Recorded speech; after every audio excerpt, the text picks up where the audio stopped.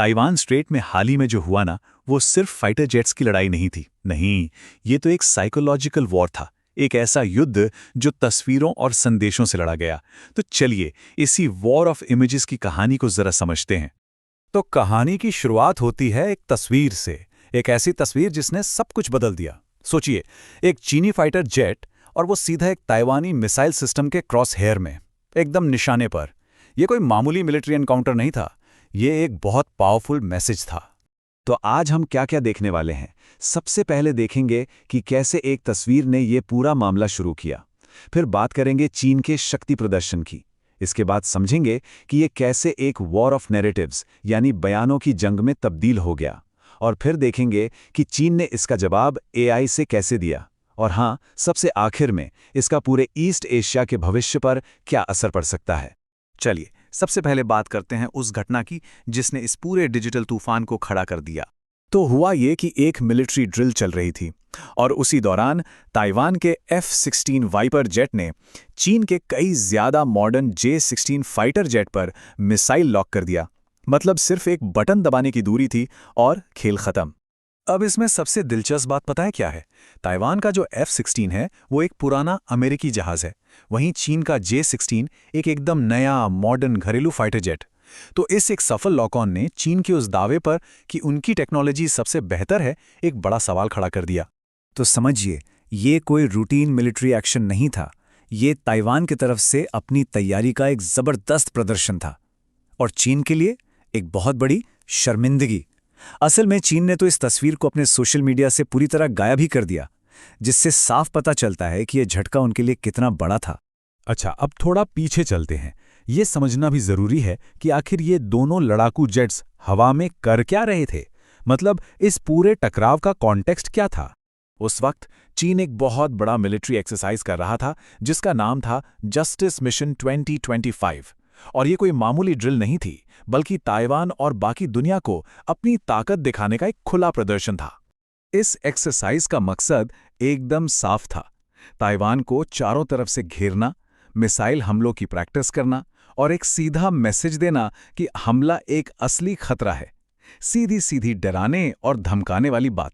और बस यहीं से ये जो फिजिकल टकराव था वो एक परसेप्शन की लड़ाई में बदल गया। अब जंग सिर्फ मिसाइलों की नहीं थी, बल्कि मैसेज की थी, कहानियों की थी। ताइवान ने इस मौके को बिल्कुल नहीं छोड़ा। उन्होंने बड़ी चालाकी से उस लॉक ऑन वाली फोटो और अपनी फौजों के वीडियो सोशल मीडिया पर वायरल कर दिए। और देखते ही देखते ये घटना पूरी दुनिया में चर्चा का विषय बन गई। इतना ही नहीं, ताइवान की मिलिट्री ने अपने लोगों के लिए भी एक मैसेज जारी किया। संदेश था, स्थिर मानसिकता रखें और संयम से जवाब दें। उन्होंने दुनिया को और अपने लोगों को दिखाया कि वो चीन की धमकियों से डरने वाले नहीं हैं। ताइवान ने जो किया उसे कहते हैं नैरेटिव वॉरफेयर। मतलब सूचना, तस्वीरों और कहानियों का इस्तेमाल करके दुश्मन का हौसला तोड़ना और अपनों का हौसला बढ़ाना। उन्होंने बस एक तस्वीर से चीन की ताकत वाली कहानी को चकनाचूर कर दिया। तो सवाल उठता है कि चीन ने इस सीधी और पब्लिक चुनौती का जवाब कैसे दिया। उनका जवाब काफी अनएक्सपेक्टेड था और पूरी तरह टेक्नोलॉजी पर आधारित था। देखिए, एक बात याद रखना जरूरी है, ताइवान का जो सबूत था वो एकदम असली था, एक असली तस्वीर जो जमीनी हकीकत दिखा रही थी। और अब देखिए चीन का जवाब। उनकी सरकारी मीडिया ने कोई असली सबूत पेश नहीं किया, बल्कि उन्होंने भविष्य की लड़ाइयों के एआई जनरेटेड वीडियोस जारी कर दिए। एक तरफ हकीकत, दूसरी तरफ कल्पना। बड़ा दिलचस्प मुकाबला था ये। इन एआई वीडियो में क्या था? हमला करते हुए ह्यूमनॉइड रोबोट्स, कामिकाजी ड्रोन्स के झुंड और ना जाने कैसी कैसी भविष्य की मशीनें, सब ताइवान पर हमला कर रही थीं। तो जहां ताइवान ने एक असली घटना दिखाई, वहीं चीन एक काल्पनिक भविष्य की कहानी सुना रहा था। शायद उस शर्मिंदगी का उनके पास कोई और जवाब था ही नहीं। चलिए अब थोड़ा बड़ा सोचते हैं। इस एक घटना के, इस बयानों की जंग के पूरे ईस्ट एशिया के भविष्य के लिए क्या मायने हैं? ये हमें क्या संकेत दे रही है? कुछ एक्सपर्ट्स का तो ये भी मानना है कि ये तनाव बहुत ज्यादा बढ़ सकता है। एक अनुमान के मुताबिक 2026 तक चीन ताइवान पर कोई सैन्य कार्रवाई कर सकता है और इसके जवाब में 2028 तक जापान भी अपने परमाणु हथियार बनाने की शुरुआत कर सकता है। यानी सबसे अहम बात यह है कि ताइवान को लेकर कोई भी लड़ाई सिर्फ चीन और ताइवान के बीच नहीं रहेगी। इसका असर पूरे इलाके पर पड़ेगा। एक खतरनाक हथियारों की दौड़ शुरू हो सकती है और जापान जैसे देश भी न्यूक्लियर पावर बनने की सोच सकते हैं।